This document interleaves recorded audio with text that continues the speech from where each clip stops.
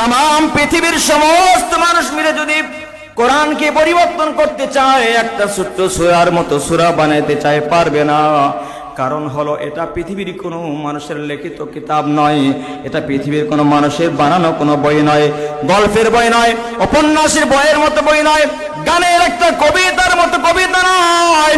সকালবেলা যখন আবু জাহেল ঘর থেকে হাঁটি হাঁটি পা পা করে যখন কাবা ঘরের পাশে গেছেন, কাবা ঘরের পাশে গিয়ে দেখেন দেওয়ালের সঙ্গে একটা ছোট্ট সূরা বানিয়েছে, যে সূরার নাম দিয়েছে সূরাতুল ফিল। বলেন নাম কি দিয়েছে? সূরাতুল ফিল। সুন্দর করে এবার সূরা ছোট্ট সূরা বানিয়ে এবার লিখছেন আল ফিল মাল ফিল ওয়া মা আদরাকা মাল ফিল হাযা খুরতুমুত তাবিল।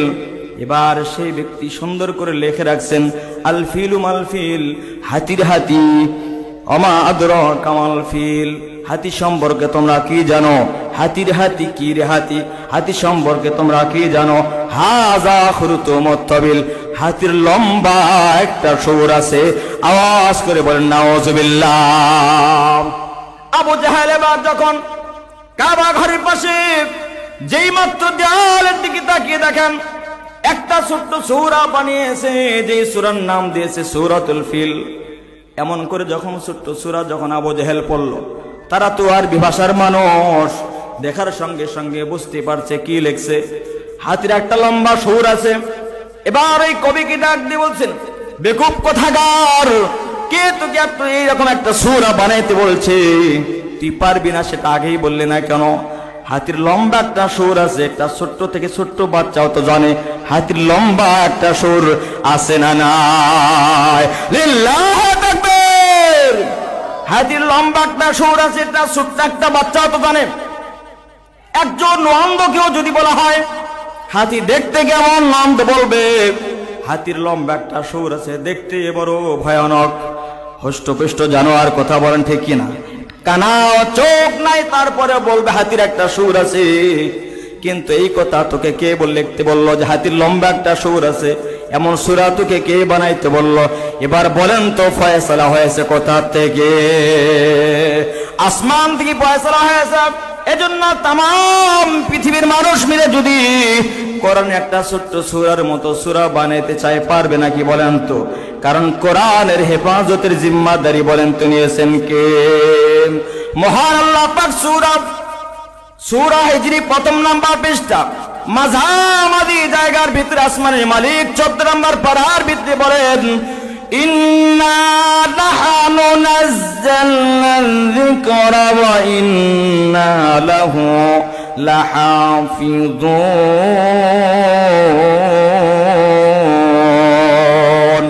আল্লাহু আকবার, আল্লাহু আকবার।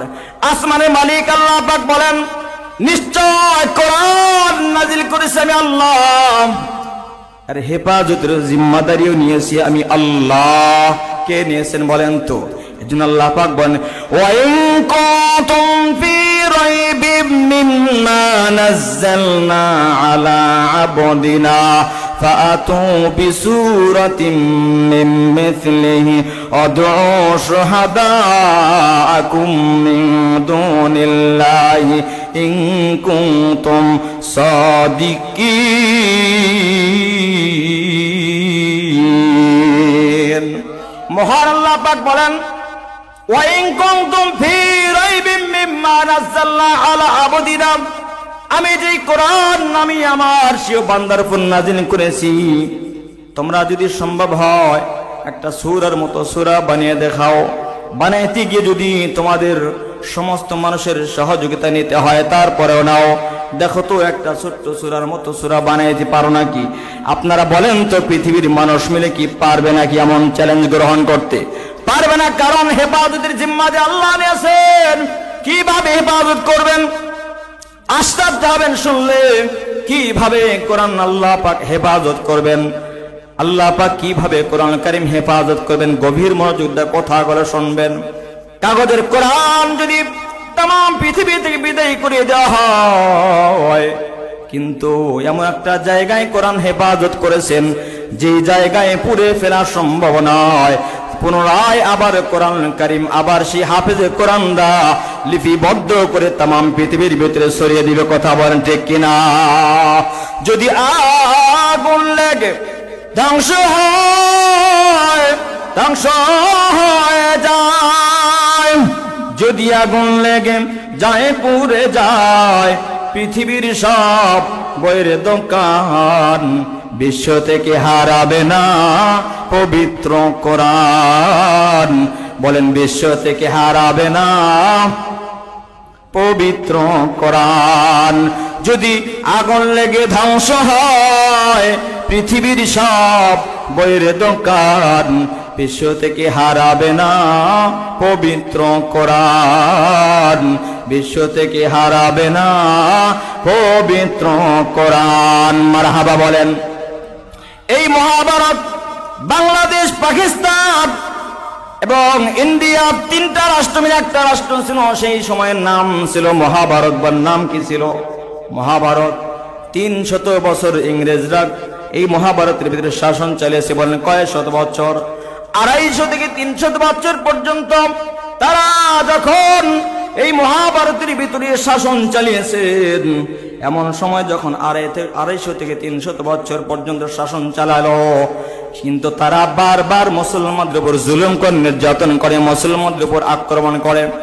এমন সময় ওলামা দেওবন্দ একজন আল্লাহওয়ালা মানুষ, যিনি হলেন শাহ আব্দুল আজিজ মুহাদ্দিস দেহলভী রাহমাতুল্লাহি আলাইহি, তামাম পৃথিবীর ভিতরে যখন শাসন জারি যখন ঘোষণা দিয়ে দিলেন, মহাভারতের ভিতরে যদি মুসলমানদের ঈমান বাঁচাইতে চাও, তোমরা যদি মা বোনদের ইজ্জতের হেফাজত করতে চাও, কোরআনের হিফাজত যদি করতে চাও, তাহলে তোমরা ইংরেজ খেদানোর আন্দোলনে ঝাঁপিয়ে পড়ো। মুসলমান জবান খুলে পড়েন আল্লাহু আকবার। এমন আন্দোলন দরকার, জোরে বলেন আছে না নাই? কোরআনের ষড়যন্ত্র কিন্তু কম হয় নাই। মাত্র 16টি বছর যারা বাংলার জমিনে রাজত্ব চালিয়েছে, বলেন কয় বছর? 16 বছর রাজত্ব চালিয়েছে। আমরা দেখেছি একজন পতিতার মহিলা, সে কিন্তু একজন পতিতার মহিলা, যে একজন বেশ্যা নারী ওপেনে ঘোরাফেরা করেছে। চোর যখন ওপেনে ঘোরাফেরা করেছে, ডাকাত, লম্পট, খচ্চর, বদমাইশ, গুন্ডা, তা কিন্তু ওপেনে রাস্তা দিয়ে ঘুরে বেড়ায়। সন্ত্রাসরা, গাঁজাখোর, ইয়াবাখোর, মদখোররা যেগুলো রাস্তা দিয়ে ওপেনে ঘুরে বেড়ায়। কিন্তু আমরা কি দেখলাম? আলেমদের মাথায় হেলমেট, হাতে হাত করা, পায়ে বেরি, মাজায় রশি টেনে টেনে জেলখানার দিকে নিয়ে গেছে। কথা বলেন ঠিক কিনা? এমন রাজত্ব আমরা দেখতে চাই না। কথা বলেন ঠিক কিনা? কারা কারা রাজি আছেন? তো হাত তুলে আল্লাহকে দেখিয়ে দেন। লিল্লাহি তাকবীর। শাহজালালের পুণ্যভূমিতে আমরা কোন ফ্যাসিবাদ, কোন নাস্তিক, মোরতাদকে দেখতে চাই না। কথা বলেন ঠিক কিনা? এই বাংলার জমিন 360 আউলিয়ার জমিন, এমন একটা জমিন যে জমিনে নাস্তিক মোরতাদের জায়গা হবে না। এই বাংলার জমিন শাহজালাল জমিন। কথা বলেন ঠিক কিনা? শাহ সুলতান বলখি রহমাতুল্লাহি আলাইহির জমিন, শাহ পরান শাহ মাকদুমের জমিন।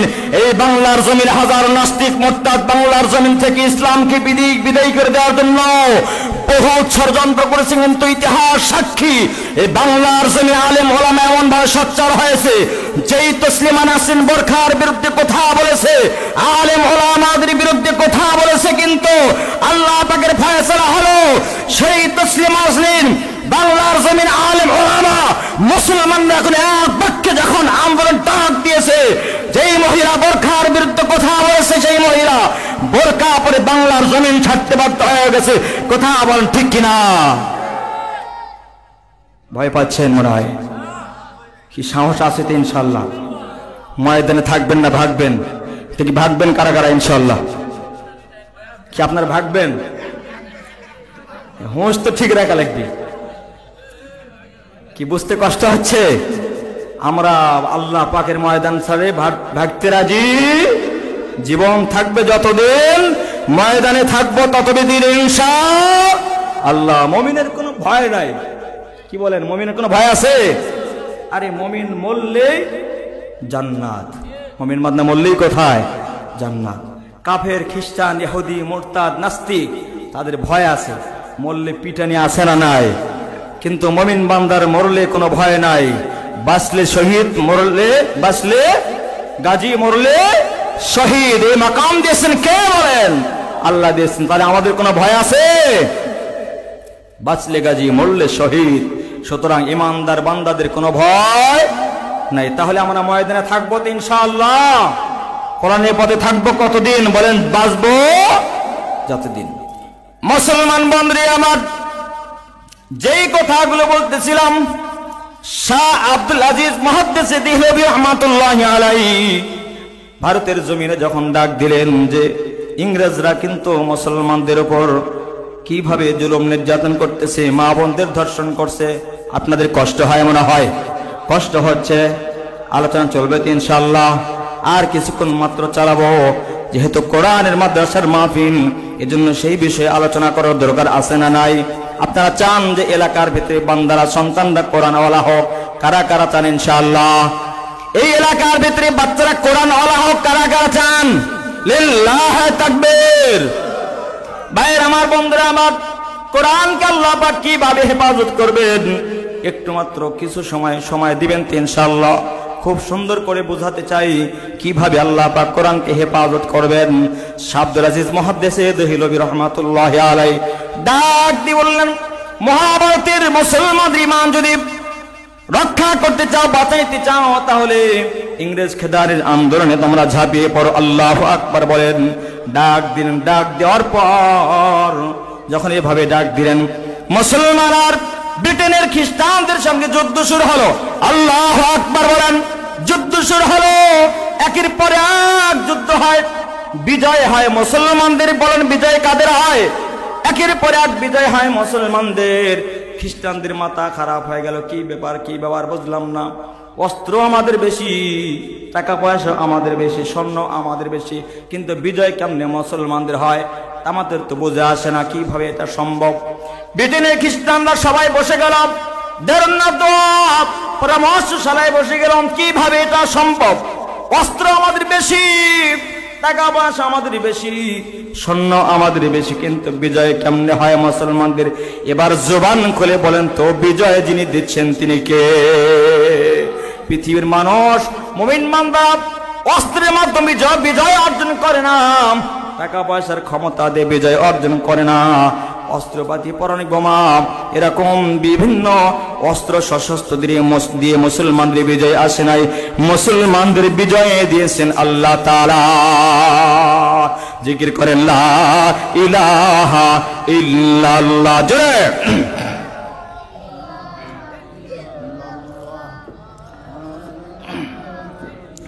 লা ইলাহা ইল্লাল্লাহ, লা ইলাহা ইল্লাল্লাহ মুহাম্মাদুর রাসূলুল্লাহ সাল্লাল্লাহু আলাইহি ওয়াসাল্লাম। বলেন তো বিজয় দিবেন তিনি কে? আল্লাহ পাক বিজয় দিবেন। শাহ আব্দুল আজিজ মুহাদ্দিসে দেহলভী রাহমাতুল্লাহি আলাইহি तमाम মহাভারতের মুসলমানদের কিনে যখন যুদ্ধ শুরু করলেন, একের পর এক যুদ্ধ হয়, বিজয় হয় মুসলমানদের। ব্রিটেনের খ্রিস্টানদের মাথা খারাপ হয়ে গেল, কিভাবে মুসলমানরা বিজয় অর্জন করে? তারা তো সংখ্যায় কম, কিন্তু বিজয় তাদের বেশি। কারণ কি? একজন বয়স্ক সৈন্য দাঁড়িয়ে গিয়ে বলতেছেন, জাহাপনা মুসলমান বিজয় অর্জন করে একটা কারণে। বলেন কয় কারণ? জোরসে বলেন কয় কারণ? একটা কারণে মুসলমান বিজয় অর্জন করে। অস্ত্র আমাদের বেশি, টাকা পয়সা আমাদের বেশি, ধন সম্পদ আমাদের বেশি, কিন্তু বিজয় হবে মুসলমানদের। এটাই স্বাভাবিক কারণ। একটাই কারণ। জাহাপনা ডাক দিয়ে বলতেছেন। এবার তারা সবাই পরামর্শ করলো, কি সেই একটা কারণ বলো দেখি।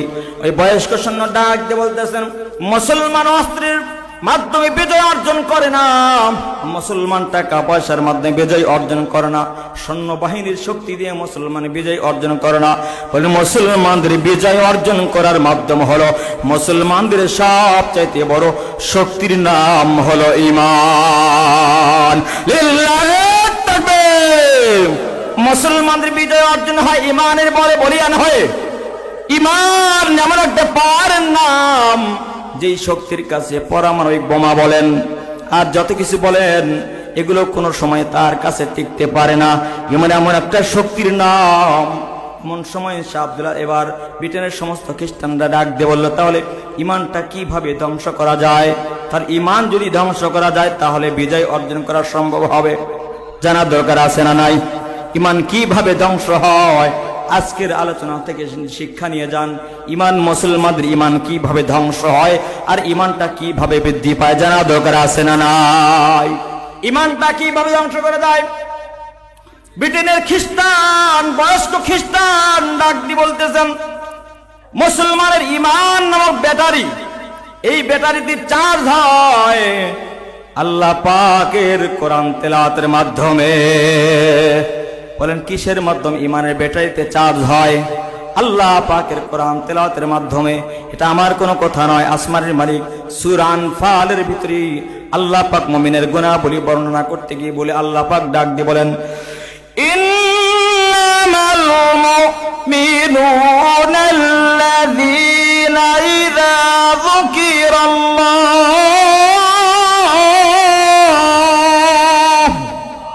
ওয়াজিলাত কুলুবুহুম ওয়া ইযা তুলিয়াত আলাইহিম আয়াতুহু যাদাতুহুম ঈমানা। আল্লাহু আকবার বলেন। ওয়া ইযা তুলিয়াত আলাইহিম, বান্দা যখন এই কোরআনের তেলাওয়াত করবে, বলেন কোন কোরআন?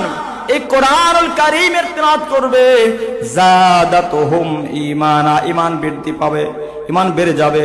তাহলে এবার ব্রিটেনে খ্রিস্টান ডাক দিয়ে বলতেছেন, যতক্ষণ পর্যন্ত কোরআন তেলাওয়াত করবে তাদের ঈমান নামক ব্যাটারিতে চার্জ হবে। এই যে আপনারা বসে আছেন, একটা লোক লড়াচড়া করতেছেন না, তার মানে বোঝা যায় ঈমান নামক ব্যাটারিতে চার্জ হচ্ছে। কথা বলেন ঠিক কিনা? চার্জ উঠতেছে, চার্জ। ঈমান এমন একটা শক্তি, এমন একটা পাওয়ার, যেই পাওয়ারের কাছে পৃথিবীর কোন শক্তি টিকতে পারে না। খায়বার যুদ্ধের ভিতরে যখন হযরত আলী রাদিয়াল্লাহু তাআলা আনহু যুদ্ধ করবেন, এখন আল্লাহ নবী বারবার যুদ্ধ হয় কিন্তু মুসলমানদের বিজয় আসে না। এবার বিশ্ব নবী রাহমাতুল আলামিন ডাক দিয়ে বললেন, আজকে আমার একজন সাহাবী যুদ্ধের সেনাপতির দায়িত্ব পালন করবে, আজকে অবশ্যই খায়বার যুদ্ধের বিজয় মুসলমানদের হাতে আসবে। আল্লাহু আকবার বলেন। সবাই তখন আনন্দে হাসতেছেন। কোন সেই বান্দা? সবাই আকাঙ্ক্ষিত হয়ে আছে, কে সেই বান্দা, কোন সেই সাহাবী, যে সাহাবীর মাধ্যমে খায়বার যুদ্ধে, খায়বারের মতো বিশাল একটা বিজয় আমাদের হাতে আসবে। কোন সেই সাহাবী? আবু বকর চিন্তা করতেছেন, সেই সাহাবীকে আমি হইতে পারতাম, কতই না সৌভাগ্যবান হতাম। ওমর খলিফাতুল মুসলিমিন চিন্তা করতেছেন, সেই সেনাপতি যদি আমি হতাম, কতই না সৌভাগ্যের বিষয়। এবার ওসমান চিন্তা করছে, সেই সেনাপতির দায়িত্ব যদি রাসূল আমাকে দিত, কতই না ভাগ্যবান আমি হতাম। কিন্তু না না না, ইশার নামাজের পরে পয়গম্বর আলাইহিস সালাতু ওয়াস সালাম হযরত আলী রাদিয়াল্লাহু তাআলাকে তালাশ করলেন, কই আলী তুমি কোথায়? হযরত আলী দুইজন সাহাবীর কাঁধে ভার করে বিশ্ব নবীর কাছে আসলেন। আসার পর বিশ্ব নবী ডাক দিয়ে বলছে, আলী কেন তুমি পিছনে দাঁড়িয়েছো বলো? আলী বলতেছেন, ইয়া রাসূলুল্লাহ, আমার দুইটা চোখ উঠেছে, চোখের ব্যথায় এমন আমার দুইটা চোখে ব্যথা, সামনে তাকাইতে পারে না, চোখ দিয়ে শুধু পানি ঝরে আর শুধু পানি ঝরে। আল্লাহ নবী বলেন, আলী রে, আগামী কালকে খায়বার যুদ্ধের সেনাপতির দায়িত্ব আমি বিশ্ব নবী তোমার হাতে দিয়ে দিলাম। আল্লাহু আকবার বলেন। বিজয় আসবে, আসবে, বিজয় দিবেন কে বলেন? আল্লাহ পাক বিজয় দান করবেন। বিশ্ব নবী এক ফোঁটা থুতু মোবারক নিয়া হযরত আলীর চক্ষু মোবারকে যখন একটু লাগিয়ে দিলেন, দেওয়ার সঙ্গে সঙ্গে হযরত আলী রাদিয়াল্লাহু তাআলা দৃষ্টি শক্তি আগের চাইতে আরো সুন্দর হয়ে গেছে। মুসলমান জবান খুলে বলেন আল্লাহু আকবার, লিল্লাহি তাকবীর। দৃষ্টি শক্তি যখন আরো সুন্দর হলো, এবার বিশ্ব নবী রাহমাতুল আলামিন হযরত আলী রাদিয়াল্লাহু তাআলা কে ডাক দিয়ে বললেন, যাও রে আলী, যাও, সেই খায়বার যুদ্ধের ভিতরে তুমি চলে যাও। এবার খায়বার ওখানে তুমি সেনাপতির দায়িত্ব পালন করবা। যুদ্ধ হবে, বিজয় আসবে মুসলমানদের হাতে। আল্লাহু আকবার বলেন। মুসলমানদের হাতে বিজয় আসবে। এমন সময় হযরত আলী রাদিয়াল্লাহু তাআলা আনহু সেনাপতির দায়িত্ব তিনি যখন খয়বর এলাকার ভিতরে চলে গেছেন, যাওয়ার পরে মুরাক্কাব যখন তার সঙ্গে দেখা হলো, ডাক দিয়ে বলছেন, ভাই তুমি কেন ময়দানে আসছো? বলে, যুদ্ধ করার জন্য আসছি। তুমি কি চাও তোমার সন্তান হাসান এবং হুসাইন দুইজনকে এতিম মানে কি তুমি চাও? তিনি ডাক দিয়ে বলছে, কে এতিম হবে কে এতিম হবে না এটা দেখার সময় নাই, আমার আল্লাহ পাকের নির্দেশ এসে আমি আলী যুদ্ধের ময়দানে আসছি। আল্লাহু আকবার বলেন। এটা হলো মুসলমান। এবার আলী ডাক দিয়ে বলতে, তুমি আঘাত করো। কাফির বলতেছে, না না তুমি আঘাত করো। হযরত আলী ডাক দিয়ে বলতেছেন, মুসলমান কখনো আগে আঘাত করে না। কথা বলেন ঠিক কিনা? মুসলমান যদি কাফের আঘাত করে, সে আঘাতের বদলা মুসলমান দিয়ে দেয়। জবান খুলে পড়েন আল্লাহু আকবার।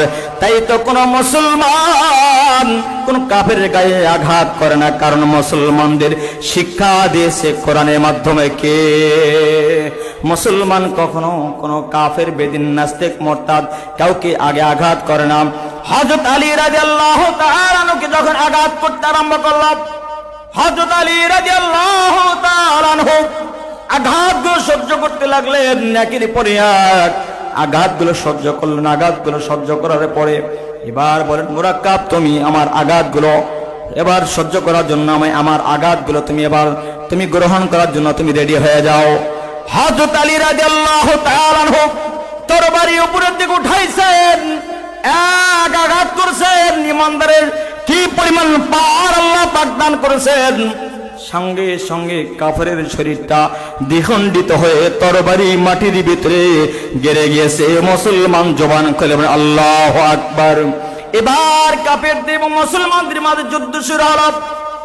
ব্যাপক যুদ্ধ যখন শুরু হলো, এক হাতে হযরত আলী রাদিয়াল্লাহু তাআলা হাতে তরবারি, অন্য হাতে এবার ঝান্ডা নিয়ে যখন যুদ্ধ করতেছেন, এক পর্যায়ে তখন তিনি বিশাল কামস্ত্রীর দুর্গা এরকম বিশাল একটা কপাট, ওই বিশাল কপাট যেটা 100, 150, 200 মানুষ একসঙ্গে যদি মিলেও যদি আরোপ করতে চায়, উঠাইতে চায়, এটা সম্ভব হবে না।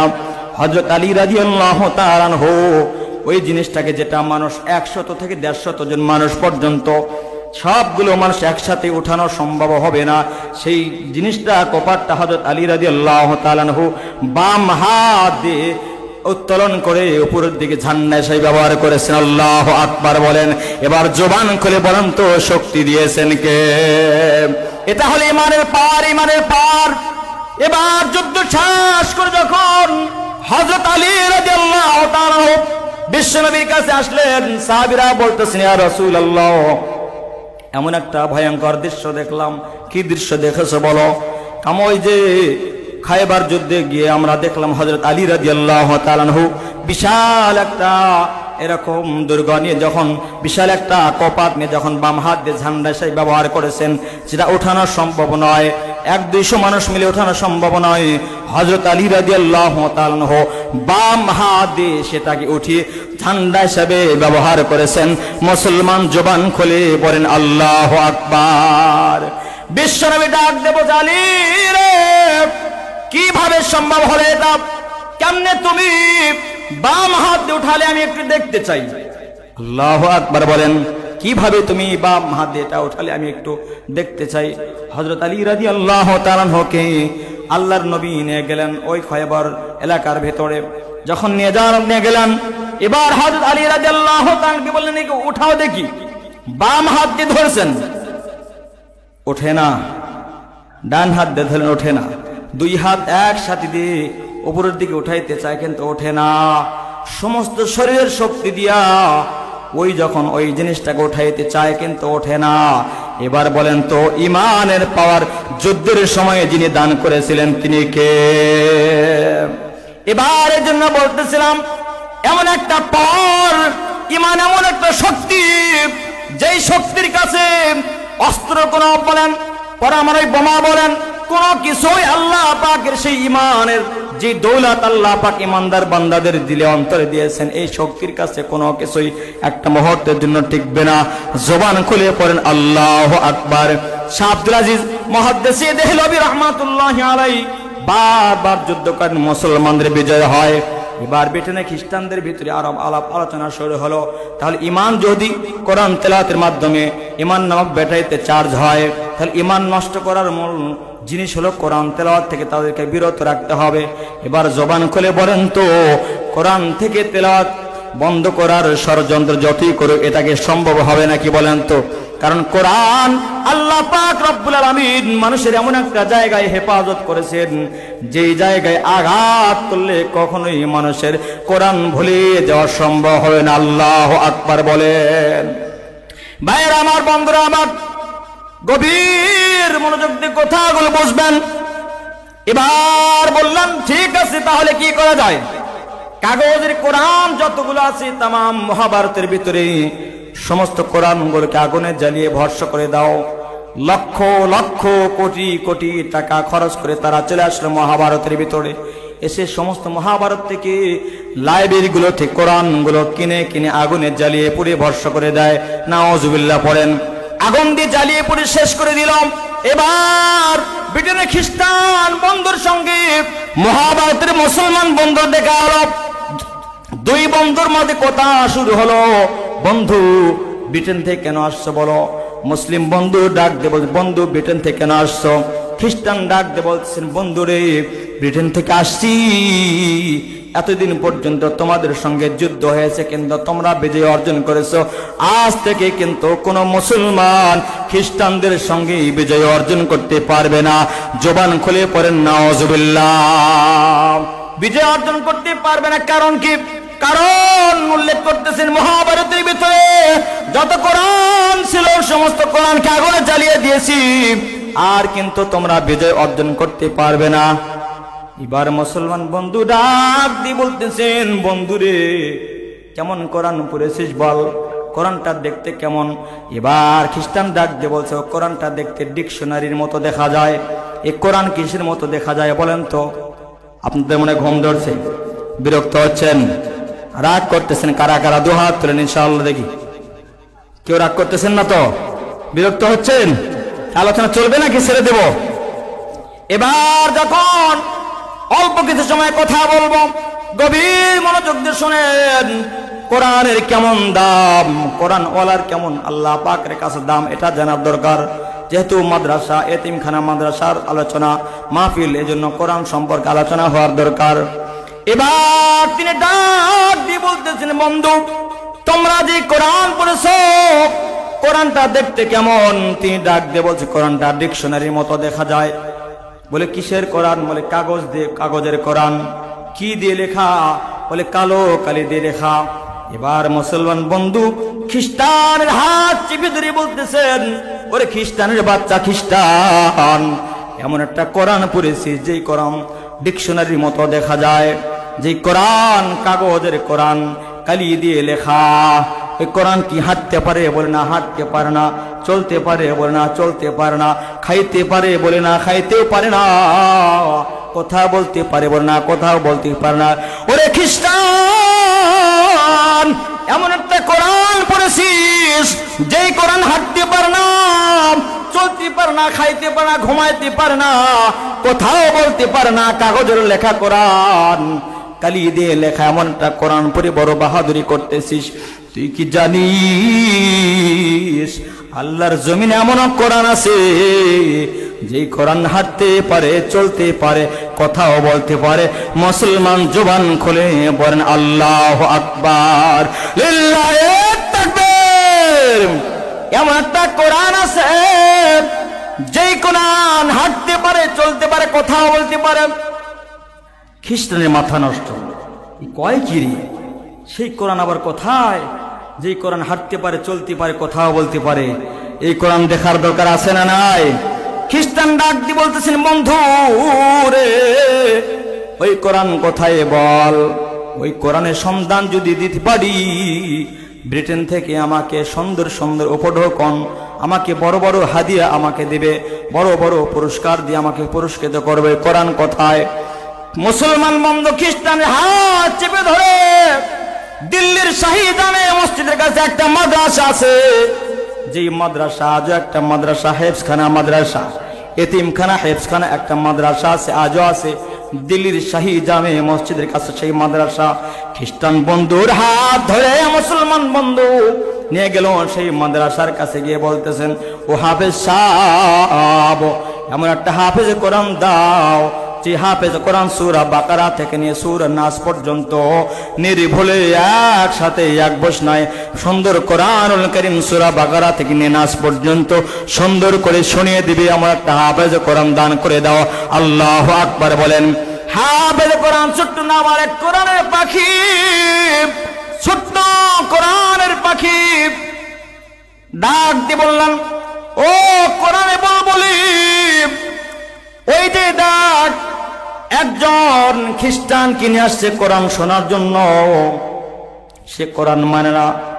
মুসলিম একজন বন্ধু আসছে, খ্রিস্টান বন্ধুর সঙ্গে কথা বলতেছে, সূরা বাকারা থেকে নিয়ে সূরা নাস পর্যন্ত সুন্দর করে শুনিয়ে দিবি, পারবি নাকি? হাফেজ কোরআন বলছে, ওস্তাদ দোয়া করবেন যেন সূরা বাকারা থেকে নিয়ে নাস পর্যন্ত সুন্দর করে শুনিয়ে দিতে পারি। মুসলমান জবান খুলে পড়েন আল্লাহু আকবার। এবার হাফেজ কোরআন তিলাওয়াত শুরু করলেন, বিসমিল্লাহির রহমানির রহিম, আলিফ লাম মিম, যালিকাল কিতাবু লা রাইবা ফীহি হুদাল লিল মুত্তাকিন।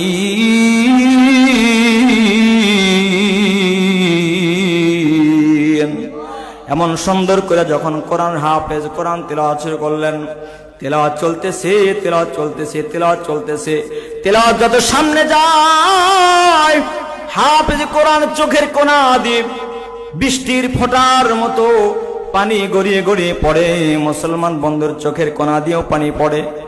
এবার খ্রিস্টান বন্ধু লাফায়ের হাসি, হাসে আর লাফায়, চিন্তা করে কি পড়ে, কেন বা হাসে, কিছুই বুঝতেছি না কি পড়ে, এগুলো কি বলে? আপনারা বলেন তো, কোরআন এটা হলো কালামুল্লাহ, আল্লাহর কথা। যতক্ষণ পর্যন্ত বান্দা কোরআন তিলাওয়াত করবে, বান্দা সরাসরি আসমানের মালিকের সঙ্গে কথা বলে। আল্লাহু আকবার বলেন। হাফেজ কোরআন কাঁদে, এবার খ্রিস্টান বন্ধু খালি হাসে আর হাসে, হাফেজ কোরআন কাঁদে, মুসলিম বন্ধু কাঁদে।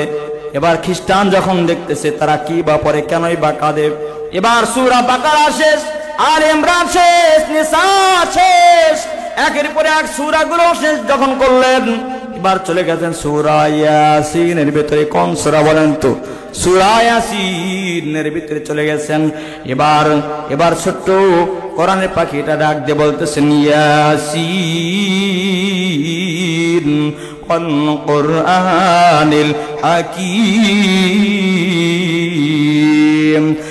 ইন্নাকা লামিনাল মুরসালিন আলা সিরাতিম মুস্তাকিম।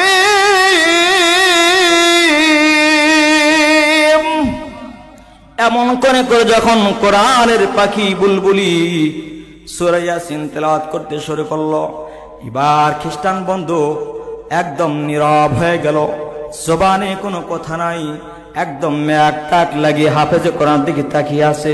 হাফেজ কোরআন সূরা ইয়াসিন শেষ, সূরা রহমানের ভিতরে প্রবেশ করেছেন। সূরা রহমানের ভিতরে প্রবেশ করার পরে সূরা রহমানে পড়তেছেন, আর রহমান আল্লামাল কুরআন খালাকাল ইনসান আল্লামাহুল বায়ান। এমন করে করে যখন কোরআনের পাখি সূরা রহমানের ভিতরে ঢুকলো, রহমানের ভিতরে ঢোকার পর এবার মুসলিম বন্ধু খ্রিস্টান বন্ধুর চেহারার দিকে তাকিয়ে দেখে, এবার খ্রিস্টান বন্ধুর চোখের কোনা দিয়ে পানি বের হইতে শুরু করেছে। আল্লাহু আকবার বলেন, লিল্লাহি তাকবীর। খ্রিস্টান বন্ধুর চোখের কোনা দিয়ে পানি, মুসলিম বন্ধু নিচের দিকে তাকিয়ে কাঁদে আর কাঁদে। এতক্ষণ তো খুব হাসাহাসি করলেই, এখন তোর কি হলো? কোরআনের অ্যাকশন হয়েছে কি হয় নাই বলেন তো? অন্তর গিয়ে ধাক্কা লাগছে, ওয়াজিলাত কুলুবুহুম, পরিবর্তন চলে আসছে। এবার মুসলিম বন্ধু দেখে খ্রিস্টানের চোখের কোণা দিয়ে পানি বের হয়। মুসলিম বন্ধু যখন দেখতেছেন খ্রিস্টানের চোখের কোণা দিয়ে পানি বের হয়, হাফেজ কোরআন সূরা রহমান শেষ করে একের পর এক সূরাগুলো শেষ করে সূরা নাসের ভিতরে চলে গেছেন। এবার হাফেজ কোরআন বলতেছেন মিনাল জিন্নাতি ওয়ান নাস সাদাকাল্লাহুল আযীম।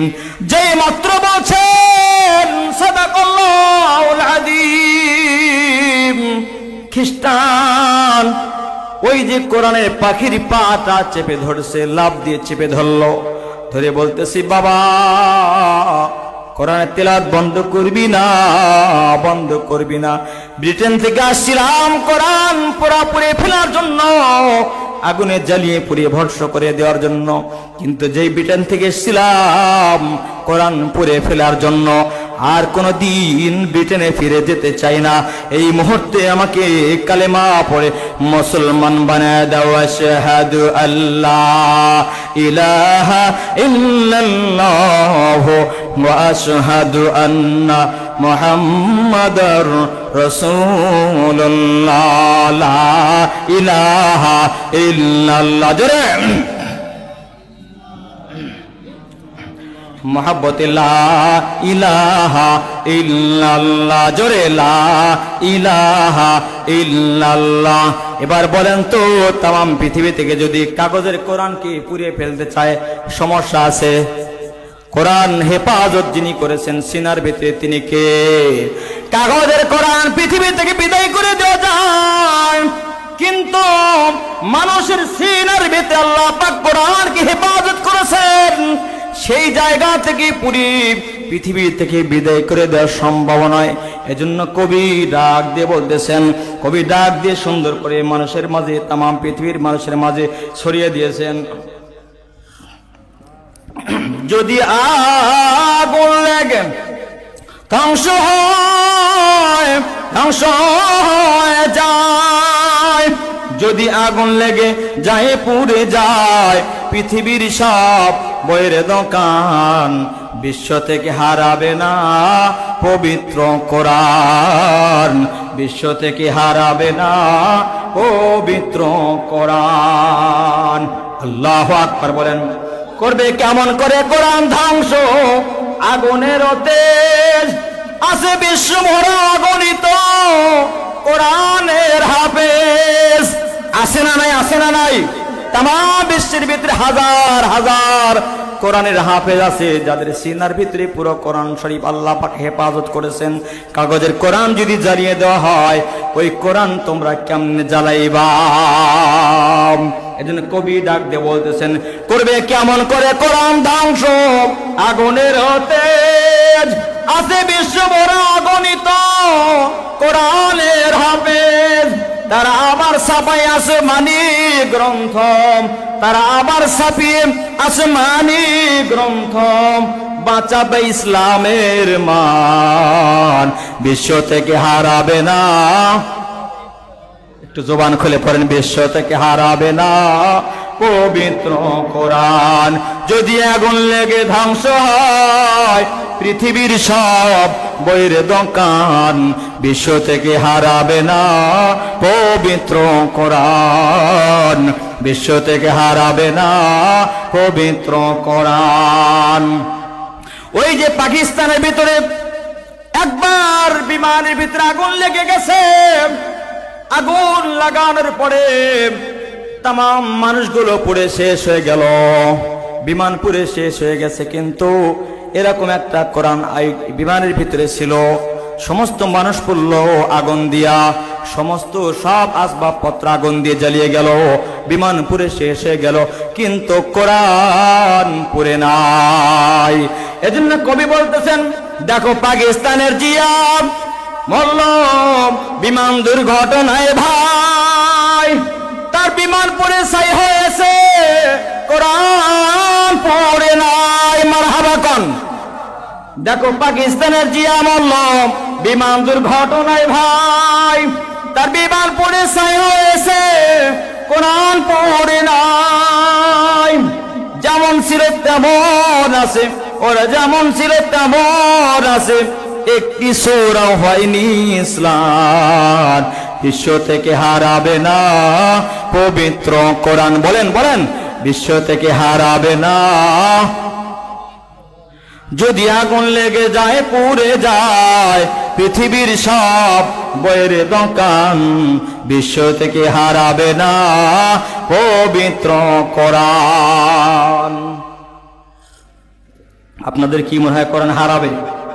বহুত ষড়যন্ত্র করেছে বাংলার জমিনে, কোরআন পৃথিবীর থেকে বিদায় করতে চেয়েছে, আলেমদেরকে বিদায় করতে চেয়েছে, কিন্তু পারবে না। কিয়ামত পর্যন্ত কোরআনকে আল্লাহ পাক যেভাবে হেফাজত করবেন, কোরআন ওয়ালাদেরও হেফাজত যিনি করবেন তিনি কে? ভাইয়েরা আমার, যেহেতু এতিমখানা মাদ্রাসার মাহফিল, ছোট্ট একটা কথা বলে আপনাদের সামনে থেকে বিদায় নিয়ে চলে যাব। বাদশা হারুন রশিদের নাম আপনারা শুনেছেন, সেই বাদশার নাম কি বলেন তো? বাদশাহ হারুন রশিদ একদিন বহুদূর সফর করে বাসার দিকে রওনা দিয়েছেন। বাসার দিকে রওনা দিলেন যখন, বাসায় যখন রাত্রে গভীর রাতে বাসায় ফিরে আসছেন, আসার পর তার সৈন্যবাহিনী কিনে, গার্ড সিকিউরিটি সবাই কিনে যখন বাড়িতে প্রবেশ করবেন, এখন তো সুন্দর কারেন্টের বাল্বের ব্যবস্থা আছে না নাই? সুন্দর ব্যবস্থা আছে। এই যে মাদ্রাসা দেখতেছেন, মাদ্রাসায় সুন্দর বাল্বের ব্যবস্থা আছে, লাইটের ব্যবস্থা আছে, কিন্তু আগের জামানায় এরকম বিদ্যুৎ ছিল না। মানুষে কেরোসিনের তেল দিয়ে সুন্দর করে একটা স্বল্প একটু আলো যখন যেখানে পেত, ওই জায়গায় বসে বসে কোরআন শিক্ষা নিত। আল্লাহু আকবার বলেন। এত কষ্ট করে কোরআন শিক্ষা নিয়েছেন। এই সময় বাদশাহ হারুন রশিদ দৌড়ে চলে আসছেন। আসার পর দেখতেছেন ছোট্ট একটা এতিম সন্তান, যার বাবা নাই মা নাই, এমন এতিম সন্তান। এই দিনই মাদ্রাসাগুলোকে আপনি দেখবেন। আমি একটা মাদ্রাসায় পড়েছি, ছোট্টবেলায় পড়েছি। ছোট্ট একটা এতিম সন্তান মাঝে মাঝে হুজুরটাকে ডাকতো, ডাকি বলতো, কি খাইছিস বল।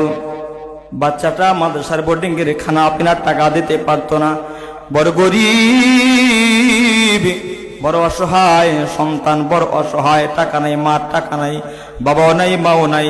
এই সন্তানকে তার দাদাই নিয়ে মাদ্রাসায় ভর্তি করে দিয়েছেন। দাদাই পরের বাড়িতে কাজ করে সংসার চালায়, নাতিকে টাকা পয়সা দিয়ে পড়াবে এমন পরিমাণ টাকা তার নাই। এবার ছোট্ট এতিম সন্তানের মাথায় ওস্তাদ হাত দিয়ে বলতেছিলেন, কাঁদিস না, কাঁদিস না, কাঁদিস না। কি খাইছিস বল? বলে ওস্তাদ কিছুই খাই নাই। ওস্তাদ নিজের খাবার থেকে ওই সন্তানকে খাবার দিত, এটা আমার নিজের চোখে দেখা কথা। একদিন হঠাৎ করে প্রথম সময় পরীক্ষা শেষ হলো, হওয়ার পর ওস্তাদ সমস্ত ছাত্রদেরকে বলতেছেন, যাও তোমরা তোমাদের নিজ বাসায় চলে যাও, অমুক দিনে মাদ্রাসা খুলবে, চলে আসবা। সবাই যায়, কিন্তু এই ছোট্ট এতিম সন্তান তার বাসায় যায় না। ওস্তাদ ডাক দিয়ে বলতেছেন, বাবা তুই যাস না কেন? ছোট্ট এতিম সন্তান বলছেন, ওস্তাদ কোথায় যাব, আমার তো যাওয়ার কোনো জায়গা নাই। কেন তোর জায়গা নাই?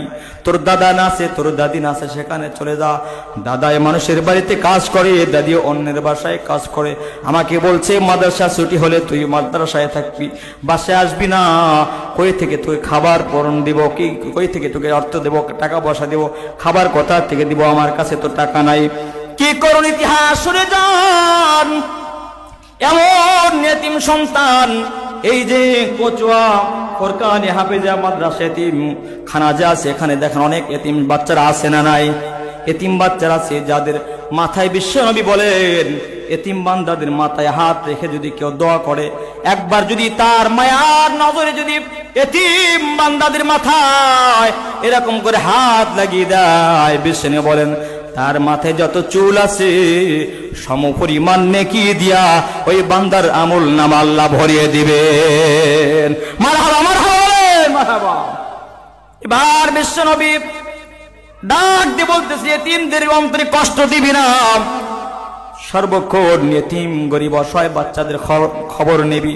বিশেষ করে মাদ্রাসা যে এতিম থাকে এরা এমন একটা এতিম যারা টাকা নাই, অর্থ সম্পদ নাই, কিন্তু এমন একটা বিষয় শিক্ষা করতেছেন যেই কিতাবের নাম হলো কোরআন। যেই কিতাবের নাম কি বলেন তো কোরআন। এজন্য তাদেরকে যদি আপনি যদি মহব্বতের নজরে যদি কিছু অর্থ সম্পদ দান করেন তাহলে আপনার লাভ হবে না লস হবে? বলেন তো লাভ হবে।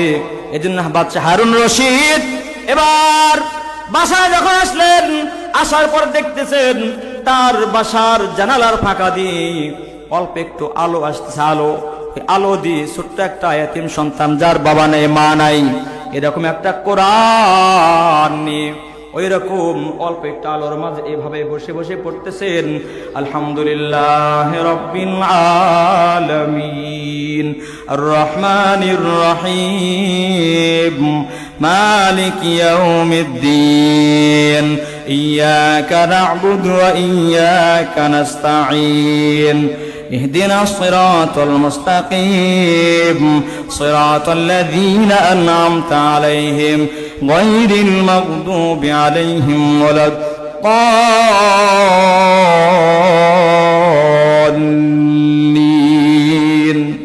آمين বলেন। ছোট্ট নাবালেগ সন্তান বাদশা হারুনুর রশিদের ঘরের জানালা দিয়ে একটা ছোট্ট আলো বাহির আসছে। ওই জায়গায় কোরআনটা মেলে যখন পড়তেছে, এমন সুন্দর কোরআন পড়তেছে, বাচ্চা থমকে দাঁড়িয়ে গেছে। আরে আমার বাড়িতে আলোর অভাব নাই, বাড়ির চতুর্পাশ দিয়ে আমি আলো এরকম আলো জ্বালিয়ে রাখছি। ছোট্ট বাচ্চা কোরআন শিখবে, আলোর কোনো ব্যবস্থা নাই। নাবালক সন্তান, এতিম সন্তান, তেল কেনার কোনো টাকা নাই, পয়সা নাই, কিভাবে তা সে কোরআন পড়বে? এই টেনশন যখন ধরে গেছে তখন হারুন রশিদ ডাক দিয়ে বলছেন আমি আল্লাহ পাকের কাছে কি জবাব দেব? আমি একজন বাদশা থাকা অবস্থায় কি জবাব দেব? রবের দরবারে কি জবাব দেব?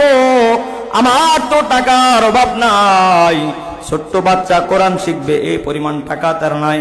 নাবালেগ সন্তান এরকম কোরআনের পাখিকে ডাক দেব, বাবা তোর বাসা কই? বলতেছেন হুজুর ওস্তাদ সে তোর বাচ্চাকে চেনে না। ডাক দিয়ে বলছিলাম ও ওস্তাদ, ওই যে আপনার বাসার পাশে মাদ্রাসা দেখছেন, ওই মাদ্রাসা আমি পড়ালেখা করি, তোর বাসা কোথায়? বলছেন বাসা নাই, বাড়িও নাই। তোর বাবার নাম কি? বলতেছেন আমার বাবাও নাই মাও নাই। রাস্তার মাঝে আমার ওস্তাদ আমাকে দেখে মাদ্রাসায় নিয়ে আসতে, চল কই বেরাবি আর কই ঘুরে বেরাবি? কি এভাবে কি তোর দিনগুলো পার করে দিবি? তোর জীবনে যে একটা মূল্য আছে এটাকে তুই জানিস না। কি জানবো, আমার তো বাবা নাই মাও নাই।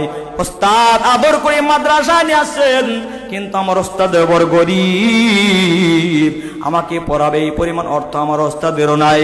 এবার বাচ্চা সমস্ত সৈন্যদেরকে নিয়ে ডাক দিয়ে বলতেছেন এ তোরা সাক্ষী থাক, এই বাচ্চা আমার ঘরের জানালার আলো দিয়ে যাক কিভাবে কোরআন শিখতেছে। আহারে আমি বাচ্চা বেঁচে থাকার কি লাভ? আমার আর বেঁচে থাকার কোনো দরকার নাই। এ দাবারা তোরা সাক্ষী থাক, এই বাচ্চা যা যা প্রয়োজন, টাকা পয়সা অর্থ সম্পদের যা কিছু প্রয়োজন সব কিছু তাকে তোরা দিয়ে দে। এবার দেওয়ার পর তাকে তোরা মাদ্রাসায় রেখে আয়। আর ওস্তাদকে বলবি আমি বাচ্চা যতদিন পর্যন্ত আমার হায়াত থাকবে ততদিন পর্যন্ত এই সন্তানকে আমি বাচ্চা সমস্ত খরচ বরচ লেখাপড়ার খরচ আমি বাচ্চা নিজেই বহন করবো। জবান করব আল্লাহু আকবার। এবার বাচ্চা যখন তাকে এই সুসংবাদ দিলেন, অর্থ সম্পদ দিয়ে মাদ্রাসায় রেখে আসলেন, বাদশা ছোট্ট হাফেজে কোরআনের কানের সাথে মুখটা লাগিয়ে দিয়ে কয় বাবা আমার জন্য একটা দোয়া করবি। খুব মনোযোগ দিয়ে বুঝবেন। কি দোয়া বল? কি দোয়া করব বাদশা? আপনি বলেন কি দোয়া করব? বাদশা বলতেছেন দুইটা দোয়া করবি। বলেন কয়টা দোয়া? জবান খুলে বলেন কয় দোয়া? জোরসে বলেন। রাগ করেছেন? কষ্ট হয়? চলবে না, শেষ হয়ে যাবে, এখনই শেষ করে দিব ইনশাআল্লাহ। এবার বাচ্চা বলতেছেন কানে গোড়ায় মুখটা লাগিয়ে দিয়ে বলতেছেন দুইটা দোয়া। এক নাম্বার দোয়া করবি আমি যেন অতি তাড়াতাড়ি আমার নবীকে স্বপ্ন যুগে দেখতে পারি। আল্লাহু আকবার বলেন। আমি যেন আমার নবীকে স্বপ্নের যুগে দেখতে পারি, আমার নবীর সঙ্গে যেন দেখা হয়ে যায়। বলেন 2 নাম্বার দোয়া কি? বল। এবার সন্তান বলতেছেন 2 নাম্বার দোয়া কি? বলেন। বাদশাহ বলতেছেন দুনিয়ায় এমন একটা বন্ধু চাই, যেই বন্ধুকে পাইলে আমার দুনিয়াতেও লাভ আখিরাতেও লাভ। আল্লাহু আকবার বলেন। একটা উত্তম মানুষ চাই, যারা দুনিয়ার সমস্ত মানুষের ভিতরে থেকে সবচেয়ে উত্তম এবং দামি মানুষ। এমন দামি মানুষকে আমি আমার বন্ধু বানাইতে চাই। এমন বন্ধু বানানোর দরকার আছে না নাই? কাকে বন্ধু বানাবেন একটু পরেই বলতেছি, কাকে আপনি বন্ধু বানাবেন। এবার বাচ্চা ছোট্ট কোরআনের পাখিকে যখন অর্থ সম্পত্তি বাসায় দিয়ে পাঠিয়েছেন, এবার বাচ্চা মাদ্রাসায় পাঠিয়ে দিলেন। বাচ্চা গভীর রাতে ঘুমের বিছানায় ঘুমিয়ে গেছে। ঘুমের বিছানায় যখন আল্লাহুম্মা বিসমিকা আমুতু ওয়া আহইয়া বলে ডান দিকে ডান কাঁধে যখন ঘুমিয়ে গেছেন, ঘুমের পরে বাদশা দেখতেছেন নবীজি রওজা থার থেকে, মদিনার থেকে নবী বাদশার বাসায় এসে বাদশার সামনে দাঁড়িয়ে গেছে। জবান খুলে পড়ে আল্লাহু আকবার, লিল্লাহু তাকবীর। বাদশার সামনে বিশ্বনবী দাঁড়িয়ে গিয়ে বলতেছেন, এ বাদশা, এমন একটা ভালো কাজ করেছিস, যেই বাদশার জন্য তুই এত কিছু করেছিস, এত সম্পদ তাকে দান করেছিস। তুই জানিস না, তুই যখন আরামের বিছানায় ঘুমাইতেছিলি, ওই বাচ্চা উত্তম রূপে ওযু করে, ঠান্ডা পানি দিয়ে ওযু করে, তাহাজ্জুদের যায় নামাজ সিজদা পড়ে আমি রব আমার আল্লাহকে এত সুন্দর করে একটা ডাক দিয়েছে রে। যে ডাক দেওয়ার সঙ্গে সঙ্গে আমার আল্লাহ বললেন, যাও তুমি আর নবীজি তুমি রওজা থারের শুয়ে থাকা বসে সিজদা দিয়ে কান্নাকাটি করার দরকার নাই। এই মুহূর্তে বাদশার ঘরে বাদশার সঙ্গে দিদার করে চলে আস। আল্লাহু আকবার বলেন। এবার বাদশা নবীজিকে ঘুমের ভিতরে স্বপ্নে জড়িয়ে ধরলেন। ওগো নবীজি, দীর্ঘ বছর পর্যন্ত আপনার সঙ্গে একবার দেখা করার জন্য বড় পাগল পড়া ছিলাম। কিভাবে আপনাকে আমি পাবো, কেমনে আপনার সঙ্গে আমার দেখা হবে। কিন্তু এই বাচ্চা এমন করে দোয়া করছেন, যার কারণে আপনি নবীজি রওজা থারে আর থাকতে পারেন নাই। নবী আপনি চলে আসছেন আমার সঙ্গে দেখা করার জন্য। ওগো আল্লাহর পয়গম্বর, 1 নাম্বার মনের আশা পূরণ হলো। 2 নাম্বার কি তোর মনে আশা বল? 2 নাম্বার ওগো পয়গম্বর, আপনি বলেন তো তাম পৃথিবীর ভিতরে ভালো মানুষ কারা, উত্তম মানুষ কারা, জানার দরকার আছে না নাই? তাম দুনিয়ার ভিতরে কে আমার বন্ধু হবে, কে দামি মানুষ, কে ভালো মানুষ? আল্লাহ নবী পিঠে একটা এরকম করে আদর করে থাপ্পড় দিয়ে হাত দিয়ে বলতেছেন, বোকা তুই কি জানিস না, খায়রুকুম মান তাআল্লামাল কুরআন ওয়া আল্লামা। তামাম পৃথিবীর ভিতরে সবচেয়ে দামি মানুষ ওই সমস্ত মানুষ যারা নিজে কোরআন শিখে এবং কোরআন অপরকে শিক্ষা দেয়। জবান খুলে পড়েন আল্লাহু আকবার, লিল্লাহি তাকবীর। আল কোরআনের আলো, আল হাদিসের আলো, নারায়ে তাকবীর। খুশি না বেজার? তাহলে এতিম বান্দাদের ভালোবাসার দরকার আছে না নাই? আপনারা দেখেন, আমরা গভীর রাতে এমন ভাবে আমরা ঘুমাই, এশার নামাজের পরে আমরা ঘুমিয়ে যাই, আবার সকাল 9টা-10টার সময় ঘুম থেকে উঠি। কিন্তু এই ছোট্ট ছোট্ট নাবালিক সন্তান, কোরআনের পাখিরা, যাদের মা নাই বাবা নাই, এতিম সন্তান, ভালো খাবারের কোনো ব্যবস্থা নাই, কাপড় চোপড় খেচে কাচে দেওয়ার মতো কোনো মানুষ নাই, নিজের খানা নিজে উঠায়, রাত জেগে জেগে আপনার জন্য তাহাজ্জুদের যায় নামাজ সিজদায় পড়ে আল্লাহকে এমন ভাবে ডাক দেয়। আল্লাহ, এই কুচুয়া এলাকার ভিতরে যত মানুষেরা আমার মাদ্রাসার জন্য দান ধ্যান করে, আমার মাদ্রাসাকে যারা ভালোবাসে, আল্লাহ তাদের সবাইকে তুমি জান্নাতের মেহমানদের কাতারে কবুল করে নাও। এবার জবান খুলে বলেন তো, সেই বাচ্চাদের ভালোবাসার দরকার আছে না নাই?